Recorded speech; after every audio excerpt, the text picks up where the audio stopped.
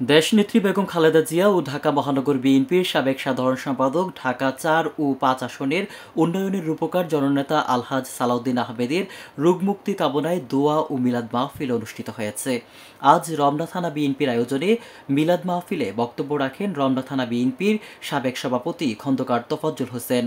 এ সময় উপস্থিত ছিলেন রমনা থানা বিএনপির সাবেক সাধারণ সম্পাদক সোহরাব আলী, সাবেক সাংগঠনিক সম্পাদক এস.এম. রহমান, উপস্থিত ছিলেন রমনা থানা স্বেচ্ছাসেবক দলের সাবেক সভাপতি বিলাল তালুকদার সহ রমনা থানা বিএনপি ও অঙ্গ সংগঠনের নেতৃবৃন্দ এ সময় উপস্থিত ছিলেন। সেই সালাউদ্দিন ভাই ওনার অনেক ত্যাগ আছে দলের জন্য, জাতীয়তাবাদী দলের জন্য। উনি রাজপথে লড়াকু সৈনিক।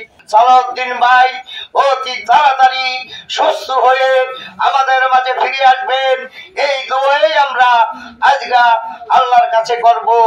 আমরা চাই আল্লাহর রহমতে উনি শীঘ্রই আমাদের মাঝে সুস্থ হয়ে ফিরে আসবেন, আবার সালাউদ্দিন ভাই নেতৃত্ব দিবেন।